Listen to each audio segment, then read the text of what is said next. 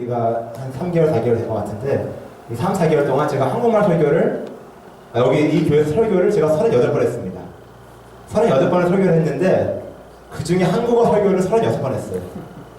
그러니까 저는 10년 동안 영어 사용만 해온 사람인데 한국말로 설교를 한 적이 한 번도 없는데 이 교회에 와서 36번 한국말을 설교하면서 많이 힘들고 이제 스트레스를 받고 그런 3개월을 보내면서 너무 감사하다는 생각이 들면서 또 한편으로는 하나님 영어 설교하고 싶네요 라는 기도가 나왔습니다.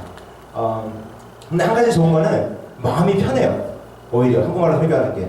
왜냐? 내가 못하는지 아니까 한국말을. 그래서 그냥 더 하나님을 의지하게 됩니다. 영어로 하면은 제가 좀 잘해요. 그래서 제가 잘하기 때문에 계속 그런 부담감이 있어. 잘해야지.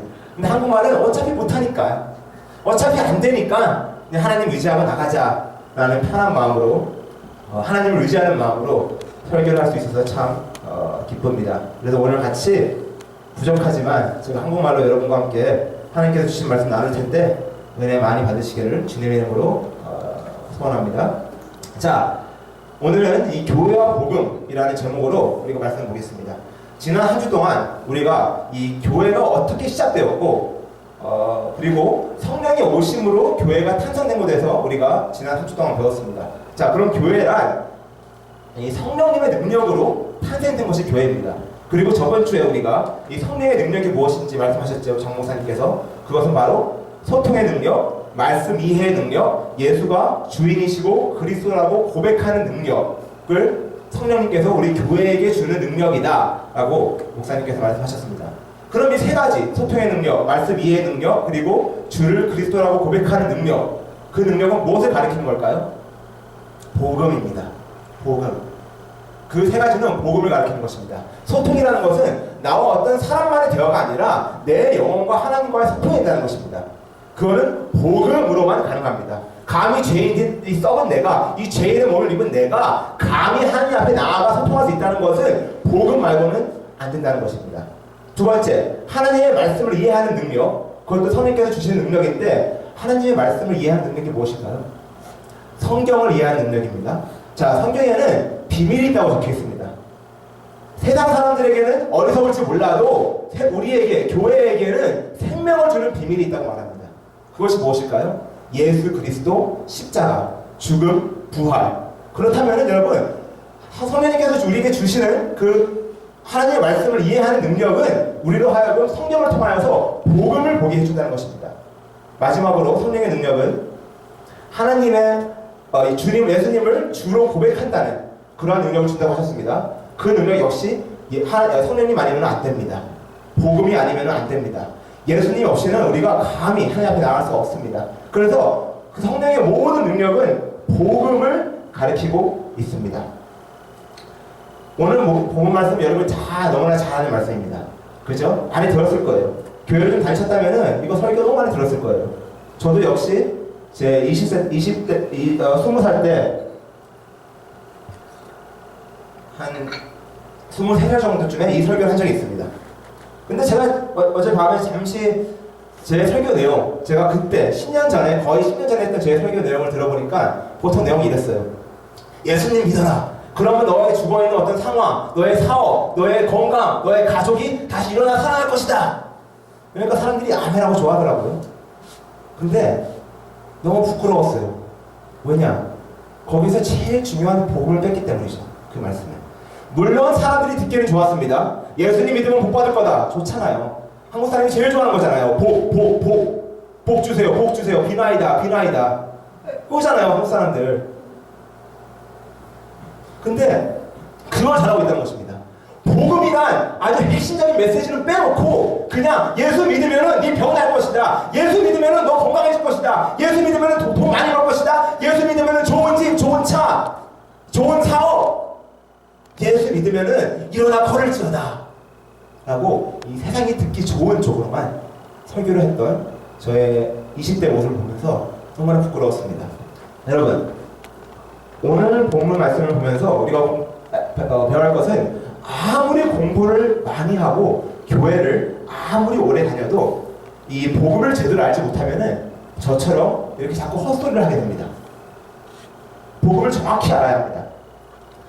그래서 오늘은 우리가 좀 복음을 좀 살펴보기 원합니다. 자, 이 설교라는 것이 저희가 하는 설교, 이 설교는 이 구사되는 단어, 언어, 또 표현, 또 내용이 다 다를지라도 이 설교라는 것은 무조건 언제나 반드시 한 곳으로 가야 합니다.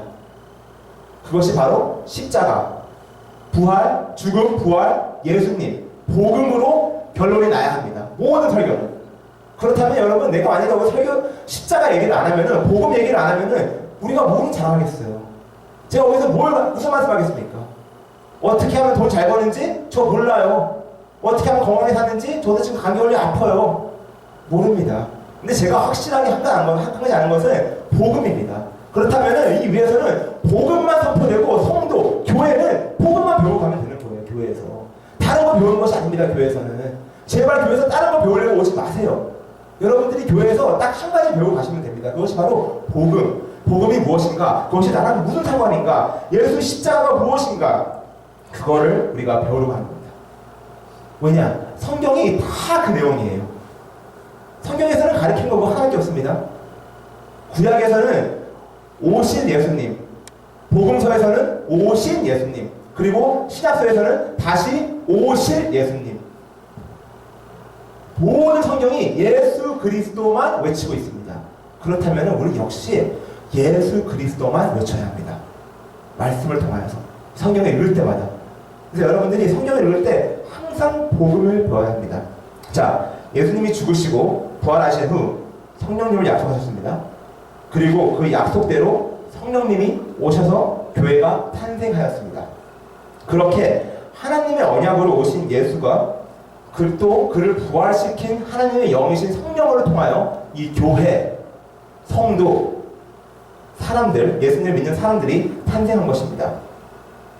오늘 본문의 기적들은 이 사도행전을 썼을 때 많은 기적들 중에 첫 번째 기적입니다. 근데도 이 기적이 너무 자세히 디테일하게 나와 있는 첫 번째 기적입니다. 자, 그렇다면 이 기적을 통하여서 무엇을 말씀하고 싶으실까요? 여러분, 이 기적을 설명하고 나서 바로 다음 구절부터는 베드로의 최고의 설교가 나옵니다.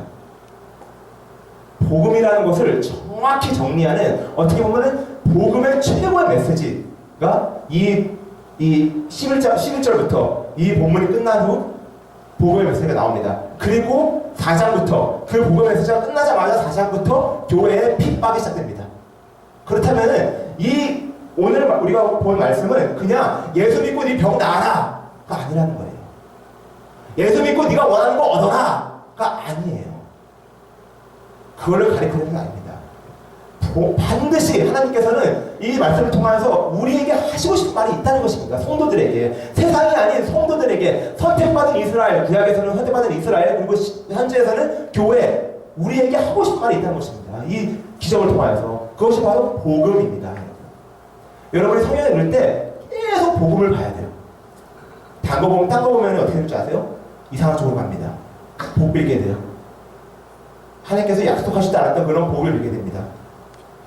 그렇기 때문에 오늘 말씀을 통해서 우리가 이 복음이라는 것이 무엇인지, 복음 전의 나의 상태, 그런 나를 예수님께서 어떻게 다가오셨고, 자, 그렇다면 이제 복음을 알은 내가 어떻게 반응을 할까라는 복음에 대해서 우리가 좀 정리하는 시간을 갖겠습니다. 사도행전 첫 번째 강의였을 겁니다. 아마 장재 목사님께서 말씀하셨어요. 복음을 내 말로 정리를 해야 할 줄 알아야 한다고. 기억하시죠? 기억 못하세요? 기억하시죠? 대답 좀 하세요. 아침부터 그냥 힘 빠지게. 네. 감사합니다. 목사님께서 이 복음을 나의 말로 전할 줄 알아야 한다. 근데 많은 문제가 뭐냐면은 복음이 뭔지 모르기 때문에 정리가 안 되는 거예요, 솔직히. 그래서 오늘 우리가 이 복음이 무엇인지를 좀 정리하기 원합니다. 자, 오늘 이 짧은 시간에 모든 복음을 정리할 수가 없습니다. 그럴 시간도 없고 저는. 하지만 이 말씀 속에서 나온 이 1절에서 10절 속에서 나온 하나님께서 교회에게 주시는 그 복음 메시지, 그거를 우리가 한번 보면서 여러분들이 은혜 받는 축복 있기를 주님의 이름으로 축원합니다. 아멘. 자, 첫 번째, 우리가 여기서 볼 수 있는 것은 죄인된 인간의 상태를 묻습니다. 2절 한번 보겠습니다. 2절 한번 우리가 큰 목소리로 같이 한번 읽겠습니다. 시작. 나면서 못 걷게 된 이를 사람들이 메고 오니 그 성전에 들어가는 사람들에게 구걸하시되 나면서 못 걷게 된 이 안진뱅이가 나옵니다. 자, 이 안진뱅이는 나면서 못 걸어요. 태어날 때부터 못 갑니다. 제가 움직이면 안 되나요? 믿어줄 때나요? 괜찮아요? 네, 죄송합니다. 제가 움직여야 되잖아요. 그래서 자, 나면서 못 걷게 되는 사람이 있습니다. 태어날 때부터 혼자 아무것도 할 수 있는 힘이 없습니다. 돈 벌 능력도 없고 남자로서 아무런 능력도 없고 걷지도 못하고 꿈도 없고 희망도 없고 비전도 없는 그러한 사람의 상태를 보여주고 있습니다. 태어났을 때부터 안진뱅이의 상태입니다. 자, 근데 이 사람들이 이 안진뱅이를 메고 매번 교회 앞으로 성전의 미문 앞으로 데려갑니다. 그죠? 미문이라는 것은 그 아름다운 문이라는 것에 이거는 그 예배당, 그 성전에 들어가는 바로 밖에 있는 문입니다. 그러니까 이 문이 성전과 아웃사이드를 분리해 놓는 문입니다. 그렇다면 이 사람은 지금 성전 앞에는 있지만 그 예배 장소는 들어가지 못하는 이 상태 때문에, 걷지 못하고 안진뱅이인 상태 때문에, 죽어있는 상태 때문에 이 성전에 들어가지 못하는 모습을 보여줍니다. 그리고 그렇게 나와서 이 사람은 매일 구걸합니다. 뭘 달라고 하는 걸까요? 돈 달라고 하는 거예요. 근데 이 사람이 진짜 필요한 게 돈일까요? 자, 우리가 2절을 보면서 중요히 우리가 배워야 할 것이 뭐냐면요, 이거를 보고 자꾸 여러분 성경을 보면서 자꾸 내가 이걸 어떻게 써먹을까 이렇게 경험하지 마세요. 내가 이걸 어떻게 해가지고 이거를 보면서 자꾸 다른 사람 생각하지 말라는 것입니다. 아, 내 주위에 저 사람이 안진뱅이지, 맞아, 저 사람에게 기도하자. 물론 좋습니다. 좋은데 복음의 이 성경의 메시지 자체는 나를 위해서 주신 겁니다. 그렇다면 먼저 나한테 이게 어떤 뜻인지를 알아야 돼요. 복음이 나한테 아무런 의미가 없으면은 내가 뭘 전합니까? 그래서 이걸 통하여서 나한테 하는 말씀이 무엇일까? 교회, 성도에게 하는 말씀이 무엇일까? 여러분이 알아야 돼요. 자, 안진뱅이라고 했습니다. 태어났을 때부터. 그거는 우리 인간의 상태, 예수 그리스도를 믿기 전에 모든 인간의 상태를 말합니다. 우리는 다 지옥에서 썩어야 마땅한 사람입니다. 평생 지옥에서 썩어야 마땅한 사람들입니다. 왜냐? 다 죄인이거든요. 다. 한 사람도 빠짐없이 다 죄인입니다. 태어날 때부터 우리는 다 죄인입니다. 왜? 아담의 죄로 인하여 우리는 모두 지킨댔습니다. 여기서 이제 재밌는 질문이 나오죠. 아담이 죄를 졌는데 왜 내가 죄인인데? 라는 질문이 나올 겁니다. 그리고 그런 걸 따지는 걸 굉장히 좋아해요. 쓸데없이. 그리고 막 따져요. 내가 죄 안 졌다? 죄 안 졌어요, 진짜요? 오케이. 죄를 안 졌다고 칩시다. 죄를 졌잖아요, 근데. 칠 수도 없잖아요, 그렇게. 아담이 죄를 졌는데 왜 내가 죄인이냐? 그렇다면은 한 사람으로 말미암아 죄가 들어왔다. 그거는 싫어. 근데 한 사람으로 말미암아 모든 죄가 해결됐다. 그거는 좋아. 그것도 웃기잖아요. 왜 예수님이 한 분만을 통하여 모든 죄가 해결됐다는 괜찮아. 그거는 아멘이야. 그건 오케이인데 왜 한 사람을 통하여 죄가 들어왔다는 건 신기한 거죠. 똑같은 거예요. 그래도 간단하거든요, 하나님한테는. 한 사람 통해서 죄가 들어왔기 때문에 우리 모두 아담의 씨앗에서 나왔기 때문에 우리는 모두 죄인입니다. 모두 썩어야 돼요. 모두 죽어야 돼요. 근데 하나님이 우리를 불쌍히 여기셔서 예수를 보내신 겁니다. 왜? 그분의 언약을 지키기 위해서, 아브라함과 했던 그 언약을 지키기 위해서 하나님이 예수를 보낸 겁니다. 그 언약이 뭐예요? 아브라함과 했던 언약이 내가 너를 위롭게 만들겠다 한 거잖아요. 기억나세요? 그 언약 어떻게 하신지? 아브라함하고 동물을 가져왔습니다. 동물을 바늘을 찧어요. 그 예전 시대 때, 그 구약 시대 때에서는 언약이라는 것은 이 동물을 갖다 놓고 바늘을 쪼갭니다. 그리고 이 언약을 맺는 사람들이 손을 잡고 그 피바닥을 걸어가요. 그 뜻은 너 이 약속 안 지키면은 동물처럼 죽는다. 바늘을 쪼갠다. 그 말이에요. 자, 하나님이 아브라함하고 언약을 맺었을 때 하나님 역시 동물을 바늘을 쪼갭니다. 그리고 하나님은 아브라함의 손을 잡고 걸어가신 것이 아니고 혼자 그 길을 걸어갔습니다.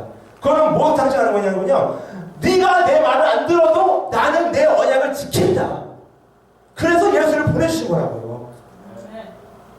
그 언약을 지키시기 위해서. 그것이 하나님께서 우리에게 하신 일입니다. 우리는 우리의 힘으로는 아무런 능력이 없습니다. 이 중요한 문제를 해결할 수가 없어요. 많은 사람들이 하나님과 나가려고 합니다. 착한 일, 선한 일, 윤리적인 삶, 도덕적인 삶, 이런 말도 안 되는 걸로 하느님 앞에 나가려고 해요. 근데 그걸로는 안 됩니다. 자, 우리 마음속에는 그런 어떤 공허함이 있습니다. 그 어떤 것으로 채워지지 않습니다. 왜? 오직 하나님으로만 채워지기 때문에. 여러분이 착한 일로 구원받으려고 한 것은 이 사람이 이 안진뱅이가 이 미움 밖에서 돈 구걸하는 거랑 똑같아요.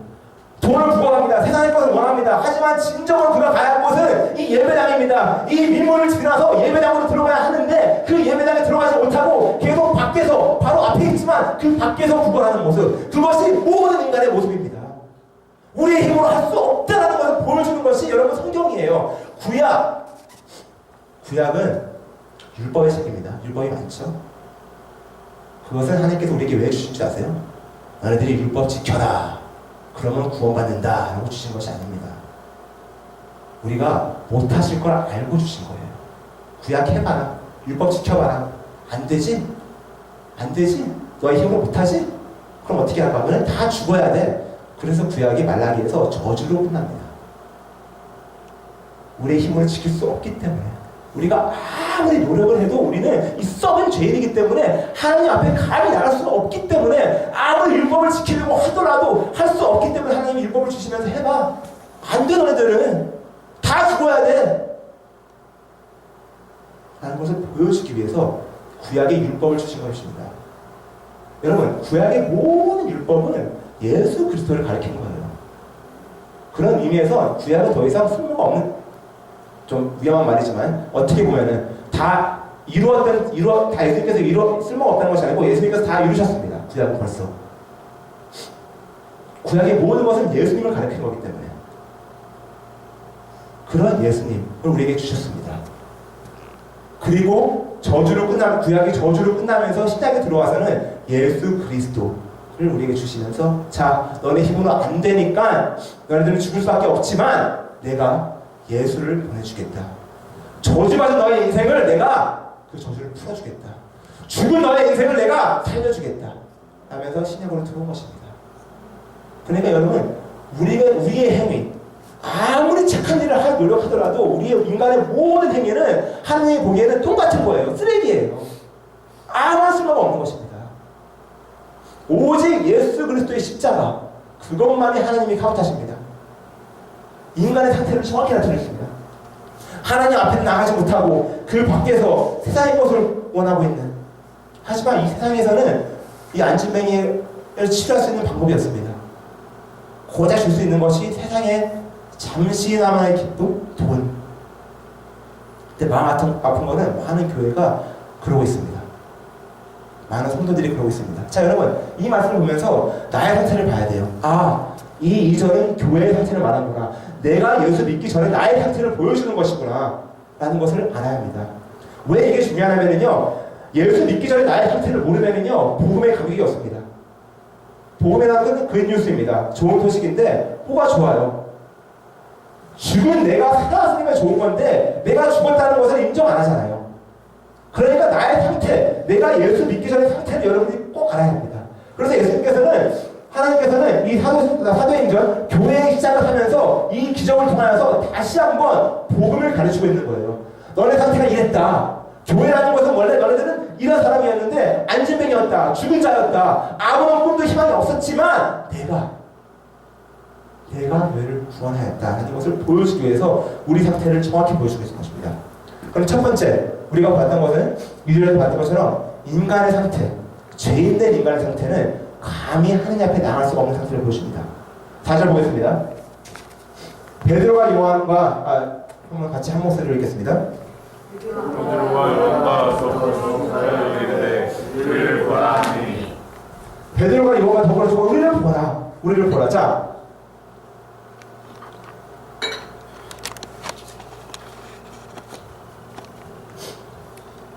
죄인된 우리였습니다. 감히 하나님 앞에 나갈 수 없는 우리였는데, 두 번째 우리가 볼 수 있는 것은 우리를 부르신 하나님을 볼 수 있습니다. 우리를 부르신 하나님을 우리가 볼 수 있습니다. 자, 베드로가 요한과 더불어 주목하여 우리를 보아라 했습니다. 만약에 베드로가 요한이 그날도 아무런 생각 없이 그냥 기도를 청한 게 아닐 거 아니에요. 하루에 3번 가는데 그래도 갔을 거 아니에요. 그러면 이 안진뱅이는 여기 오랫동안 있었는데 그래도 봤을 겁니다. 그죠? 근데 항상 그냥 모른 척하고 갔을 겁니다. 근데 이번엔 보았어요. 만약에 베드로하고 요한이 이를 안 보았다면 어떻게 됐을까요?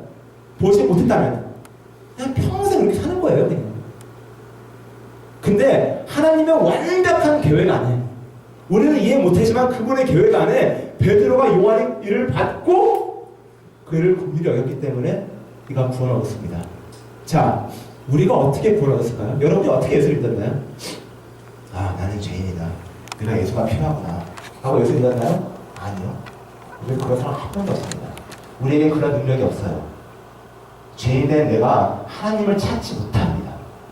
우리가 하나님을 찾는 것은 성령님께서 우리에게 그 마음을 주셔서요. 성경에 서 있습니다. 성령님 없이는 그 아무도 하나님을 주라고 부른다고 서 있습니다. 그렇다면은 성령님께서 우리를 보시고 우리를 불렀습니다. 동엽아, 내가 그걸 듣고 봤기 때문에 나의 눈을 들어 그걸 봤기 때문에 구원은 항상 땅을 봅니다. 항상 구원합니다. 하지만 하나님 음성을 듣고 하늘을 봤을 때 그때 하나님의 구원의 손길이 온 겁니다. 그렇다면 여러분, 우리가 잘하는 게 뭐가 있어요? 내가 잘나서 구원받은 것도 아니에요. 내가 돈 많아서 구원받은 것도 아니고 내가 예뻐서 잘생겨서 구원받은 것도 아니에요. 내가 완벽해서 구원받은 것도 아니고 내가 뭘 보태게 있어가지고 구원받은 게 아니잖아요. 그럼 우리 잘하는 게 뭐가 있습니까? 하나님께서 그걸 보여준 거예요. 너네들은 아무런 능력이 없다. 구원은 100% 하나님이 하신 것입니다. 만약에 99% 하나님하고 우리가 1% 하죠? 그러면 그건 구원이 아니에요. 왜? 내 힘으로 안 오기 때문에. 죄인데 내가 하기 때문에. 그래서 하나님은 처음부터 계획하시면서 이 구원이라는 것은 내가 혼자 다 하겠다. 그래서 죽어있는 우리 하나님을 찾지도 않았어요. 돈만 원했어요. 세상의 것만 원했어요. 세상의 행복, 세상의 명예, 세상의 유명, 세상의 어떤 좋은 것들, 그런 것만 원했는데 하나님께서 우리를 불러주셨어요. 내가 찾지도 않았는데 나를 불러주셨다는 것입니다. 그 은혜, 나를 불러주신 은혜, 찾지도 않은 하나님을 성경에는 내가 하나님을 원수로 만들었다 했습니다. 근데 하나님은 우리를 부르셨습니다.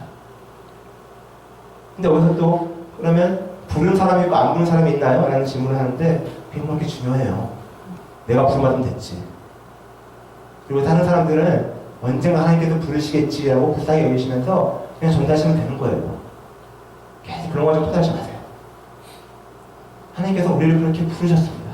죽어있는 우리를 아무런 꿈도 없는 우리를 부르시는 하나님, 우리가 볼 수 있습니다. 우리를 부르시면서 아주 너무나 잘하는 멋진 말이 나옵니다. 5절인가요? 5절 보겠습니다. 6절 같이 한번 읽겠습니다. 베드로가 이르되 누가 문들과 내게 있는 것을 내게 주니 나사렛 예수 그리스도의 이름으로 일어나 걸어라. 응가 그러면 내가 없다. 자, 네가 구원하고 있다. 내가 너를 불렀어. 근데 하나님께서 이를 어떻게 구원하나요? 교회가 어떻게 시작되었죠? 제가 얘기했죠. 이 기적은 교회가 하는 말이라고. 교회가 어떻게 시작되었죠? 돈이 많아서 시작되었나요? 조직이 잘 되어서 시작되었나요? 남성교회, 여성교회 이렇게 막 생겨가지고 이렇게 조직이 생겨가지고 교회가 생겼나요? 아니요. 성령의 능력으로, 부활하신 예수님의 그 능력으로 교회가 탄생되었습니다. 그죠? 그걸 얘기하고 있는 거예요. 은과 금 나 없다. 네가 세상에서 원하는 그런 거, 네가 세상에서 원하는 복, 난 없다. 세상이 말하는 그런 거짓된 복, 언제나 없어질 그런 거 난 없다. 줄 마음도 없다. 하지만 내가 있는 건 내가 주겠다. 내가 있는 건 바로 예수 그리스도의 생명이다. 그 생명으로 일어나 걸어라. 그걸 주는 겁니다. 다른 게 아니에요. 그렇다면 성도를 나가서 그것만 선포하는 거예요. 교회의 많은 문제가 예수 그리스도, 진짜 많은 문제가 뭔지 아세요? 은과 금이 너무 많아요. 교회는 요즘. 있는 게 돈이에요. 돈이 너무 많아서 어떻게 쓸지 몰라. 그래서 멋지게 높게 성전만 높이 짓고 아주 예쁘고 아름다운 금으로 된 예배당 만들고 서로 밥을 타서고 있습니다. 돈이 너무 많아서. 근데 은과 금은 많아도 내게 있는 건 내가 주겠다. 예수 그리스도의 이름으로 일어나 걸어라. 그 능력이 더 이상 교회에 없다는 것입니다. 안타까워해야 돼요. 하나님께서 우리가 원하는 것은 금과 금이 아니고 우리 안에 있는 그 예수 그리스도의 능력으로 나가서 전하는 것입니다. 선포하는 것입니다. 그렇다면 우리가 세상에 줄 게 무엇이 있습니까? 세상에 무엇을 주겠어요? 나의 돈, 나의 지식, 나의 경험 다 중요합니다. 하지만 교회에서 진짜 전해야 할 것은 이 복음입니다. 예수 그리스도의 생명을 전해줘야 합니다. 다른 것이 아니에요. 그러기 위해서는 내가 죽어야 합니다. 자, 내가 죽어야 합니다. 제가 새벽 예배 때 제일 많이 하는 말이 우리 죽읍시다 합니다. 우리 죽어야 합니다. 죽어야 합니다. 맨날 죽는 얘기밖에 안 합니다. 저 젊은 놈 어떻게 맨날 죽으라고 하는 우리한테. 근데 성경을 읽으니까 어쩔 수가 없어요. 죽으래요. 내가 죽어야지만 내 안에 있는 그 예수 그리스도가 나타납니다. 여러분, 내 안에서 나는 내 안에 선악이 없기 때문에 내가 세상의 빛과 소금의 역할을 할 수가 없습니다. 세상의 빛과 소금은 나를 말하는 것이 아니고 예수님을 말하는 것입니다. 그분이 세상의 빛과 소금이기 때문에 내가 죽고 예수님이 나타나면은 자연스럽게 세상의 빛과 소금의 역할이 됩니다. 그러기 위해서 우리가 죽어야 돼요. 날마다 십자가를 져야 돼요. 그래서 우리가 복음을 알아야 한다는 것입니다. 왜냐? 복음을 모르면 내가 못 죽어요. 아직도 내가 살아요. 나의 자존심, 나의 체면, 나의 명예 이런 거나 책임 가지고 있다고요. 근데 우리는 그런 걸 버리고 오직 예수 그리스도의 이름의 능력으로 나가 선포하는 사람들입니다. 왜? 우리가 그렇게 구원받았기 때문에, 교회라는 것이, 성도라는 것이 그렇게 탄생되었기 때문에. 일어나 걸어라. 나는 예수 그리스도의 이름으로 눈먼 자야 눈을 떠서 하나님의 나라를 보아라. 귀 먹은 자야 하나님의 사랑의 메시지를 들어라. 입 막힌 자야 입을 열어 복음을 선포하라. 걷지 못하는 자야 하나님 앞으로 담대히 나아가라. 죽은 자야 살아나라. 이것이 복음의 메시지인데 왜 교회는 이걸 안 전하고 딴 거 전하고 있냐고요. 우리는 복음을 전해야 합니다. 이 나사렛 예수 그리스도의 이름으로 우리가 앞으로 나가야 합니다. 그런 교회가 되어야 합니다. 자, 이렇게 인간은 죄인의 상태였는데 하나님께서 혼자 다 하셔가지고 혼자 다 계획하시고 혼자 다 이루셔가지고 우리를 예수 그리스도의 이름으로 구원해 주셨습니다. 죽은 우리를 일으켜 주셨습니다. 그렇다면 이제 우리가 어떻게 할까요? 어떻게 반응해야 할까요? 우리가 8절에 나옵니다. 8절 보겠습니다. 같이 한번 읽겠습니다. 뛰어서서 걸으며 그들과 함께 성전으로 들어가면서 걷기도 하고 뛰기도 하며 하나님을 찬송하니. 뛰어서서 걸으며, 여기서 이 말 걸으며 말하는 것은 헬라어를 잠깐 보니까 앞으로도 계속 걷는다는 뜻으로 사용되는 단어입니다. 그러니까 continuation. 모르겠나 한번 이제 그냥 이해하세요. 그냥 앞으로 계속 이렇게 걷는다는 것을 설명하고 있는 것입니다.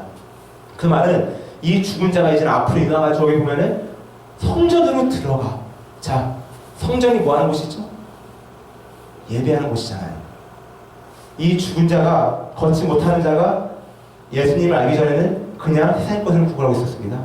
우리의 상태입니다. 하지만 예수님이 손을 내미시고 일으키신 다음에는 예수님과 같이 이 제자가 예수님을 나타내는 것이니까 성전 안으로 들어간 우리의 모습입니다. 이제는 우리가 담대히 하나님 앞에 나갈 수가 있습니다. 예수 그리스도를 통하여서. 그것이 우리의 특권입니다. 그것이 복이에요, 여러분. 복이라는 것은 다른 게 아니에요. 내가 성도로서 하나님 앞에 나갈 수 있는 것이 복입니다. 하나님 뜻 안에 있는 것이 복입니다, 여러분. 그것이 진정한 복이지 돈 많고 이런 거 아니라는 거예요. 물론 그것도 하나님께서 주신 복일 수도 있지만 그것이 복의 전부가 아니라는 거예요. 진정한 성도의 복은 이 썩은 내가 하나님 앞에 갈 수 없던 내가 이 문으로 가졌던 내가 이제는 담대히 걸으면서 뛰면서 찬양하면서 기쁨으로 이 예배의 자리로 갈 수 있다는 것입니다. 자, 존 팔번 목사님 이렇게 말합니다. 선교가 존재하는 목적은 선교가 존재하는 이유는 예배가 없기 때문이다 라고 존 팔번 목사님 말씀하십니다. 그 말은 선교라는 것은 복음, 구원이라는 것은 사람들을 하여금 예배를 하기 위해서 하는 것이에요. 예배가 있기 위해서. 그 예배가 뭐냐고요? 하나님과 1대1로 만나는 곳이잖아요. 우리는 그 특권이 주어졌습니다, 여러분. 감히 이렇게 더럽고 나밖에 모르고, 제가 제 자신을 너무 잘 알거든요. 저 진짜 못했습니다. 저같이 못할 사람 없습니다. 맨날 남 죽이고 속으로, 맨날 이상한 생각하고, 맨날 욕심내고 이기적이고 미워하고 욕하고. 근데 그게 내 안에 너무나 많은데 그럼에도 불구하고 하나님은 있는 모습 그대로 와라 라고 하십니다. 우리에게 주어진 특권입니다. 그렇다면 우리가 어떻게 반응해야 할까요? 당연히 예배로 반응해야 합니다. 그런 하나님 앞에 우리가 뭘 드릴 게 있습니까? 하나님, 드릴 게 아무것도 없습니다. 고작 드릴 것이란 이 썩을 몸밖에 없습니다. 언젠가 없어질 이 인생, 이거밖에 없습니다 하면서 드리는 거예요. 한 제사. 그것이 새 언약에서 나오는 헌금입니다. 여러분의 월급의 10분의 1이 아니라 나의 모든 것을 이제 드리는 거예요. 한 제사로 하나님 앞에. 하나님께서 우리에게 그런 것 같습니다. 그렇다면 여러분, 주일날 왜 모이세요? 우리가 주일날 모여서 우리가 뭐 하는 걸까요? 왜 오신 거예요? 부활하신 하나님, 부활하신 예수님을 기념하면서 기뻐하며 그분을 높이기 위해서 우리 온 거잖아요, 오늘. 그렇다면 우리 예배 가운데 감격이 있어야 합니다. 예배에 감격이 없는 건 찬양이 안 좋아서가 아니고 말씀이 안 좋아서가 아닙니다. 성도들이 복음을 몰라서예요. 찬양이 음악이 아무리 안 좋고 설교자가 아무리 헛소리 하더라도, 물론 저희 교회에서는 그런 사람이 없습니다. 아무리 헛소리 하더라도 여러분 안에 진정한 복음이 있으면은 이 자리가 기쁨의 자리. 이 안진뱅이가 기뻐서 이가 일어나가지고 참 잘됐네 감사합니다 이랬을까요? 뭐 괜찮네 이거 걷네? 이거 봐라 고마워요 이랬을까요? 아닙니다. 소리 지르고 난리 쳤을 거예요. 기뻐서 뛰고 눈물을 흘리며 감격했을 것입니다. 그것이 진정한 예배의 모습이에요. 복음을 아는 사람의 예배의 모습입니다. 제가 여러분 보고 다 춤추라는 거 아니에요. 그런 말은 아니지만 진정한 기쁨이 있어야 합니다. 여러분, 그래서 우리는 날마다 복음 앞에 나가야 합니다. 그 십자가 앞에 나갈 수밖에 없어요. 그걸 까먹으면 더 이상 우리 삶에 감격이 없습니다. 자꾸 딴 데를 눈을 돼요. 자꾸 세상의 것을 눈을 됩니다. 그러지 않기 위해서는 오늘도 우리가 복음 앞에 나가야 합니다. 우리를 구원하신 하나님을 바라봐야 합니다. 그리고 오늘도 그분은 우리를 일으켜 세워주시고, 넘어져도 괜찮다 나의 자녀, 괜찮다 나의 딸아, 나의 아들아 괜찮다 일어나, 나랑 다시 한번 걷자 하고 우리를 인도해 주십니다. 그 복음의 감격을 잊지 않기를 주님의 이름으로 축원합니다. 오늘도 그 복음의 능력 안에서, 예수 그리스도의 이름이 주신 그 복음의 능력 안에서 살아갈 수 있는 우리 성도가 되기를 주님의 이름으로 축원합니다. 같이 한번 통성으로 기도하겠습니다.